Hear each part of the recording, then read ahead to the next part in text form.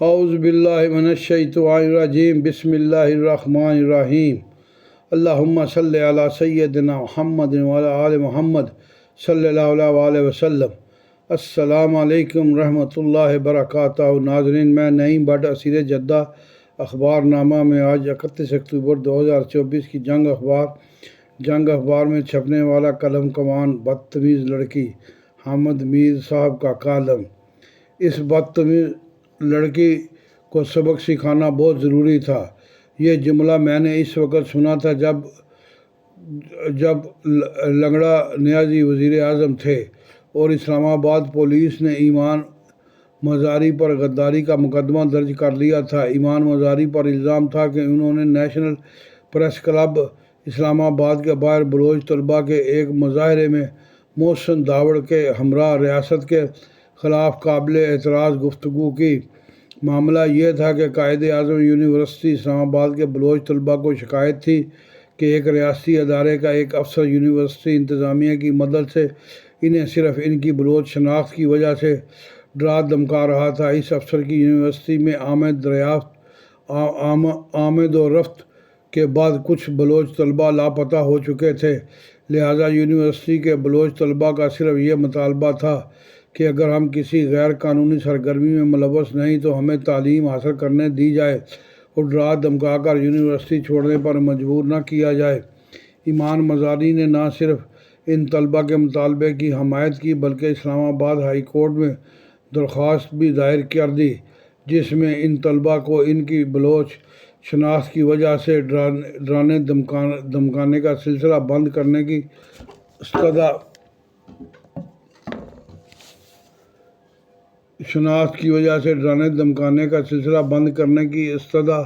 کی گئی تھی۔ ایمان مزاری پر تھانہ کوثر میں مقدمہ درج کر کے ایف آئی آر سیل کر دی گئی۔ اسلام آباد ہائی کورٹ کے حکم پر ایف آئی آر کی نقل ملزمہ کو فراہم کی گئی تو اس میں ریاست کے خلاف بغاوت کا الزام تھا۔ میں نے ایمان مزاری اور محسن داوڑ پر دفعہ 124(a) کے تحت مقدمے کے اندراج کو نوآبادیاتی قانون کا غلط استعمال قرار دیا تو ایک ریاستی ادارے کے اعلیٰ افسر نے رابطہ کیا۔ انہوں نے کہا کہ آپ پر تو پہلے ہی 9 ماہ سے پابندی ہے، آپ ایمان مزاری کی حمایت کر کے اپنے لیے مزید مشکلات پیدا کر رہے ہیں۔ میں نے اس اعلیٰ افسر کو بڑی شائستگی سے کہا کہ جناب، مجھے پابندی ختم کرانے میں کوئی دلچسپی نہیں، کیونکہ پابندی کے بعد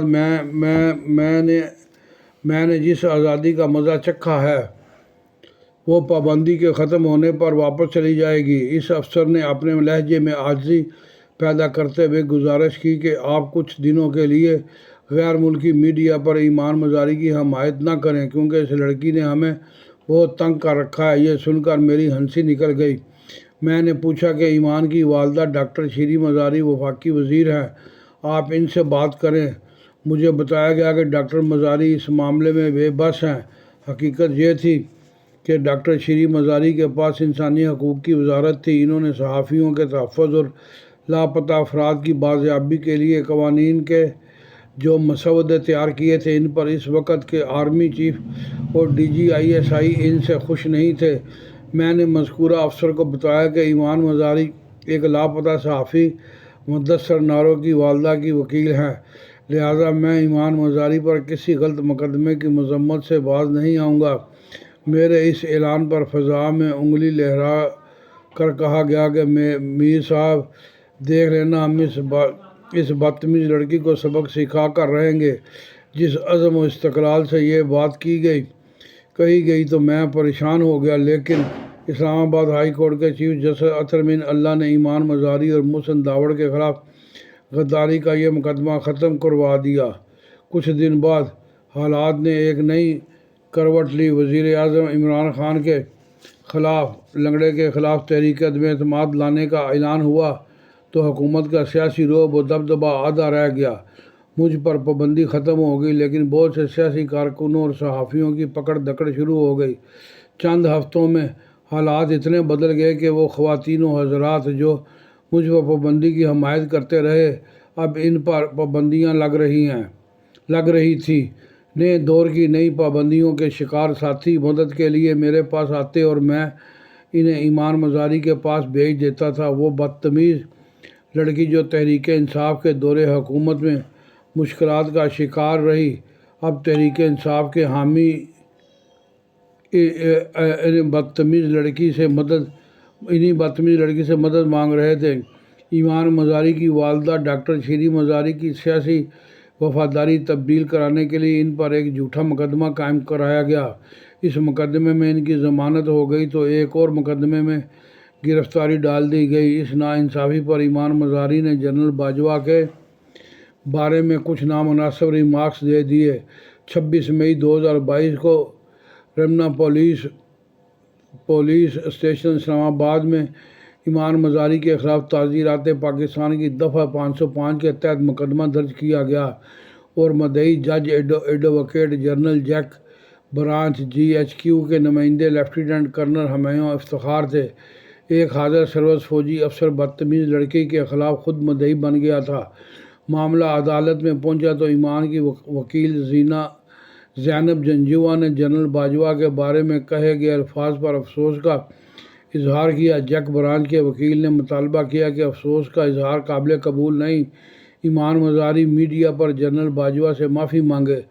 جنرل باجوہ کی یہ حسرت پوری نہ ہو سکی۔ عدالت نے یہ مقدمہ نپٹا دیا کیونکہ اس کی قانونی بنیاد بہت کمزور تھی۔ نومبر 2022 میں جنرل باجوہ قصہ ماضی بن گئے، لیکن ایمان مزاری کی بدتمیزیاں ختم نہ ہوئیں۔ ستمبر 2023 میں پشتون تحفظ موومنٹ کے جلسے میں تقریر پر ایمان مزاری کو غداری کے الزام میں گرفتار کر لیا گیا۔ اس مقدمے میں ضمانت ہوئی تو دہشت گردی کے مقدمے میں گرفتاری ڈال دی گئی۔ رہائی کے بعد ایمان مزاری نے اپنے ایک ساتھی وکیل ہادی علی چٹھا سے شادی کر لی۔ شادی کے بعد چٹھا صاحب بھی ایمان کی بدتمیزیوں میں شریک ہو گئے۔ ایک دن دونوں میاں بیوی صبح عدالت جا رہے تھے کہ VVIP موومنٹ کے باعث راستہ بند تھا۔